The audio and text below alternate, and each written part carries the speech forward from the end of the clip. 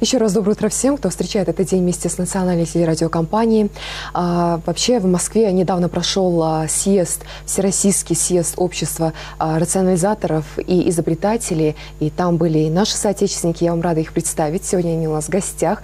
Итак, Магомедгерей Сукиев, инженер-конструктор и авиационный инженер.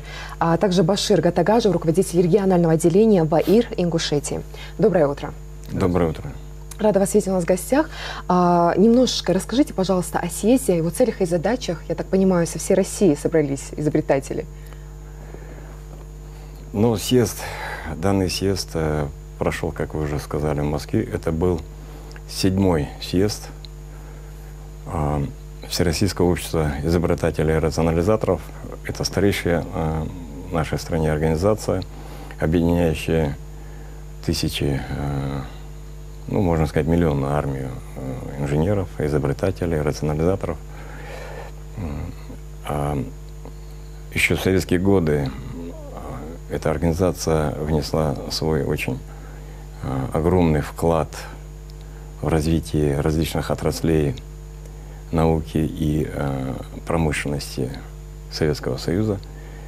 И сейчас находится на стадии своего возрождения. Организация была на высоком уровне в плане сопровождения технического, ну, по всем вопросам размещения гостей, проведения непосредственно по всем правилам, требованиям.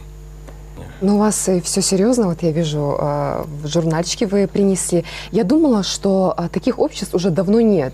Вот я читала и слышала, что в Советском Союзе, вот я вижу еще журнал, да, в знак подтверждения, что к таким людям относились, такой почет у них был. Естественно, они внедряли в труд рабочих такое облегчение, новые изобретения. Но сейчас, в век информационных технологий, поменялось ли отношение к изобретателям и рационализаторам?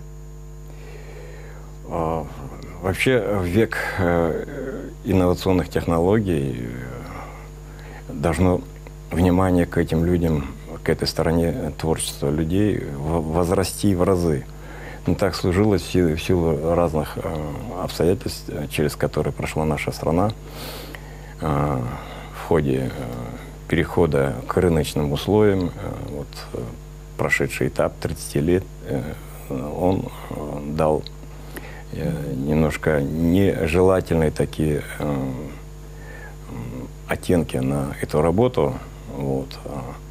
И эта работа была несколько обделена вниманием. Сейчас в новых условиях, когда мы должны, как было сказано в пресс-релизе, сделать такой гигантский рывок в области технологий, инноваций. И здесь снова обратили самое существенное внимание на эту работу. Дальнейшее развитие, дальнейший подъем ни в технологиях, ни в производстве, ни в науке просто невозможно. Башир, сейчас хочется обратиться к вам. Скажите, вот в наше время и в нашем обществе сейчас какие трудности вы испытываете? Ну, в нашем обществе это имеется в виду Ингушетия в частности, да? Да, к сожалению, именно касаемо Ингушетии проблем больше, чем у других регионов. Дело в том, что у нас нет развитого такого движения в промышленности, производстве. У нас тут 2-3 завода было еще со времен СССР, и то, считайте, их нету. Вот то, что построено в современный период, они практически не действуют. А наша основная деятельность, основной акцент – это именно продолжение производства в промышленных масштабах. Площадок нет. Но, тем не менее, кулибины, мы их так назовем, и они есть, были и будут. Особенно касаемо нашего общества, как-то хочу выделить, что ингуши всегда были грамотными, интересовались всеми науками и производством. И даже обойдя нашу Ингушетию, бывает так, что через другие регионы, через другие страны даже, они все-таки находили себя и на достаточно высоком уровне. Так что их оценивали мировая общественность. Есть имена, есть фамилии, есть действительно изобретения. В Ингушетии, да, у нас есть проблема, даже элементарно, год прошел, У нашей площадки нет определенного места, где мы можем бы собраться, посидеть, поговорить, не говоря уже о том, что какие-то действия совершать на производстве.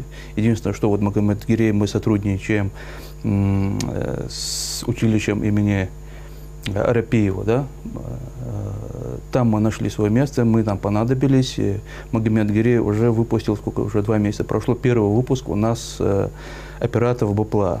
Это вот серьезно, это на Северном Кавказе, насколько я знаю, нету такой информации, что были бы аналоги этих ребятишек. Все это уже профессионалы, уже выданы сертификаты, но это вот какое-то отношение наша площадка, нашего ИИР к этому имеет. Хотя вся работа была проведена на базе училища, и что радует, понимают с полслова, поддержали, и готовый результат. Сколько учеников, Гири, уже ты выпустил? Первый выпуск, это первая группа, это как в рамках дополнительного образования. Вот. Мы выпустили сейчас 16 человек. Это готовых специалистов, да, сертифицированных, да, которые это вообще такая отличная цифра для нашего региона. Первого шара, как говорят в бильярде, да, это довольно-таки заметно. Понимаете, проблема в чем? Вот сейчас вот Магомед-Гирей чуть запоздал на передаче из-за того, что девочка сдавала ЕГЭ. У меня то же самое, у меня тоже сдают. И вот я когда чуть-чуть вник в эту систему, получается как? Мы с Гирей обсуждали эту проблему и решили на уровне Заксобрания, чтобы был какой-то результат. Если это у нас получится, пусть это будет в Ингушетии пилотным проектом, но тем не менее, мысли такие были, обговаривались. И самое интересное, что эту тему я доводил до министра образования Эсет Боковой. Умнейший специалист, грамотная женщина, с полслова буквально понимает те вот новшества, которые ей предлагает. И она тоже это приняла. Но в любом случае, что бы мы ни говорили, нам нельзя нарушать законодательную базу республики, да и страны. И поэтому идея была через Заксобрание провести такой момент, что чтобы наши детишки, вот кроме вот, ну, получается вот в сухом остатке как, вот ЕГЭ, и кроме ЕГЭ больше жизни нету. Ну, это же неправильно. У подростков есть какие-то желания, какие-то интересы, какие-то мечты. И вот все упирается на ЕГЭ, и все, последний год-два их учебы идет тупо на подготовку ЕГЭ. Это неплохо, это хорошо, конечно, но в стороне остается очень серьезный вопрос. То есть личная жизнь подростка, девочки, мальчика тут не суть. Интересы их. Да, их интересы, они в сторону, надо сдать ЕГЭ, надо там поступить и так далее, нужны баллы. Мы хотим предложить Заксобранию такой момент 5, 10, 15. Только такие вот волшебные цифры, когда это касается баллов, потому что за каждый балл идет война, вот чуть-чуть мы знаем эту тему. Имеется в виду, вот у нас такое предложение. Если человек, подросток посещает нашу площадку, то есть площадку, которую мы хотим организовать в течение года, даже если нет у него результатов, то, что он интересуется какой-то параллельной жизнью, своими интересами, и свой вклад какой-то включает, и также познает и другую информацию. Ну, вот эта вот деловая активность в интеллектуальном плане, кроме учебы, вот это должно как-то поощриться. То есть мы ему хотим добавить 5 баллов. То есть его постоянное посещение наших площадок, его интерес, и потакать таким образом, мы его заинтересованы. 5 баллов – это серьезно. Но если в течение надо будет года отрабатывать, имеется в виду отрабатывать, это для него интересно. Это, если мы даже и называем отрабатывать, но тем не менее, если человеку это интересно, он даже бросает эти уроки, идет на ту площадку, где ему действительно интересно, понимаете. Потом цифра 10. Ну, цифра 10, если будет какой-то результат. Точно, посещать это хорошо, конечно, но какой-то результат, какая-то отдача от того, что в него вложено время педагогов, наших, я имею в виду, и какая-то отдача, есть какое-то взаимопонимание, обратная связь, и уже молодой человек обратно уже дает результат. В этом случае мы ему можем смело просудить 10 баллов. Ну и 15. 15 – это уже или ноу-хау, или изобретение. Тут уже не рассматривается. Я думаю, тут меня поддержат все, и вы меня поймете. 15 баллов – это и там существенно, и вклад в экономику страны. Если вот так вот посмотреть, это экономика страны, это серьезный вопрос, это не просто так вот. Тут на баллах это отражается, но тем не менее, если это внедрить в производство, это может миллионы, даже сотни миллионов какой-то вот прибыли заиметь в экономике масштабов всей страны, не только республики. Это отличная идея. Вообще спасибо вам за такое внимание и поддержку молодежи. Успехов на этом вот, в этом деле? Наша задача и есть объединить таких вот интересных, ну, это не как клуб по интересам, а именно вот то, что у ребятишки горят, понимаете, вот есть большой пласт, на которых вот многие не обращают внимания. Наша задача, нашего республиканского ВАИР, объединить их хаотичную энергию, какой-то вектор определенно поставить, помочь и в патентовании, и направить их энергию, здоровую энергию направить в нужном цели, в нужном русле. Вот так. Это наша цель. Ну а сейчас я предлагаю прерваться на сюжет, а потом мы продолжим. В Центральной библиотеке города Назрани очень часто проходят всевозможные книжно-иллюстративные выставки, приуроченные к различным календарным событиям. Вот и к 81-й годовщине начала Великой Отечественной войны прошла выставка «Горькая память войны. Цифры и факты». Собран в ней очень богатый библиотечный материал. На выставке у нас представлены книги не только художественные, но и литература биографического характера. У нас есть книги маршала Жукова, трехтомник, где все воспоминания. У нас есть книги, это и Бондарев, «Горячий снег», Васильев, «А зори здесь тихие». По этим книгам, естественно, у нас и фильмы идут. Также на нашей выставке литература представлена именно Ингушетия во время Великой Отечественной войны. Среди книг, представленных на выставке, рассказывающих об ингушах, это книга памяти, в которой собран богатый биографический материал о защитниках Родины в 40-е годы. Каждый посетитель может найти в ней и сведения о своих родственниках. Для тех, кто интересуется историей, не лишним будут знания из собраний сочинений энциклопедии «Великая Отечественная война» 41-45. Если взять даже вот энциклопедию о Великой Отечественной войне, там очень богатый материал, связанный не только с Ингушетией, не только, допустим, там с какой-то определенной республикой. Там собран материал о всех республиках, о всех событиях, которые проходили с 41 по 45 года. Конечно, эта выставка обширная. Мы ее организовываем так, чтобы любой человек, кто сегодня пришел к нам в библиотеку, он смог найти материал не только по определенному своему региону, своей республике, но и также общую информацию. Книги о войне сами по себе пропитаны кровью и болью, ведь их авторы не представляли события, а видели их воочию. Имена таких писателей, как Борис Васильев, Григорий Бондарев, Константин Симонов, были знакомы многим советским читателям, а сегодня их читают и наши современники. Там отображено настолько тяжелое время, такие ощущения, вот ты начинаешь читать книгу, у тебя такое ощущение, что ты сам находишься в этих событиях, участвуешь. Поэтому я очень люблю Симонова. Я люблю «А зори здесь тихие». Его каждый раз там этот фильм переснимали, доснимали, делали и черно-белым, и цветно. Но просто очень интересно смотреть. А книги мы читаем все время. В коллекции военной литературы, сборники поэзии стихи, опаленной войной, есть мемуары и много научной литературы. Особенно интересен экземпляр книги «Золотые звезды Чечено-Ингушетии». Я заметила, что вот последние 2 года наблюдается тенденция такая, что у нас очень много читателей. Я думала раньше, что из-за того, что у нас компьютеры, интернет и все остальное, нет. У нас очень стало большое количество читателей. Приходят к нам не только учащиеся студенты, у нас приходят даже родители со своими маленькими детьми, и они в основном берут литературу познавательного характера. В каком отношении? Чтобы каждый ребенок знал свою историю, чтобы завтра, если ему зададут какой-то вопрос, чтобы он сумел ответить на этот вопрос. Поэтому читают очень хорошо. И выставки-то в основном мы и делаем для молодых. Великая Отечественная война уже стала историей, и с каждым годом она все больше отдаляется от нас. Очевидцев практически не осталось, и сейчас для нас очень важно, чтобы подрастающее поколение узнавало о ней, гордилось предками, и книги – это самое действенное средство.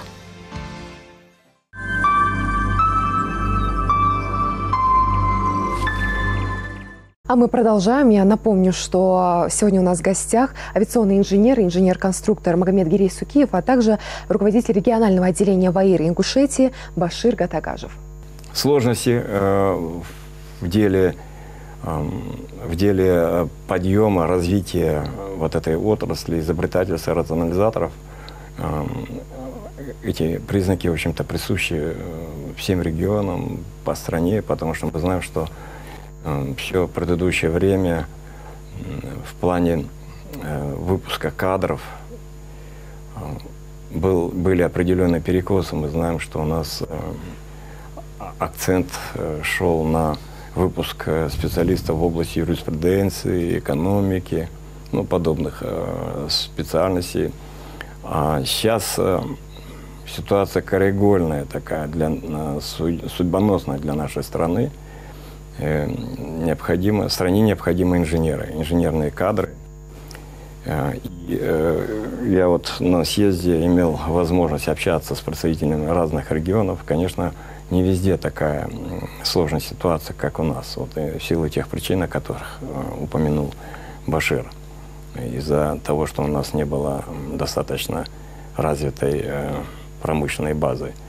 Вот. Но у нас зато есть сектор частного бизнеса, у нас есть малые предприятия, ну и особо одаренные наши дети. Мы можем воспитать таких ребят, то есть не обязательно рассматривать вот обучение и подготовку этих детей, одаренных детей, вот об этой программе, которую рассказал Башир, в рамках нужд только отдельно взятого нашего региона. Вот. Сложности еще в чем. Вот как отмечено было в пресс-релизе, в нашей стране должны быть приняты определенные законодательные акты, документы, и в частности, вот уже было сказано, и в нашем конкретно взятом субъекте, вот, на законодательном уровне такие документы, которые бы стимулировали реализацию творческого потенциала молодежи. И не только, потому что у нас есть уж вышедшие на пенсию, до сих пор живы эти люди, это старые специалисты, это люди, которые имеют колоссальный опыт. Их знания тоже могли бы пригодиться сегодня и в деле воспитания этой молодежи, вот, в постановке их на эту колею.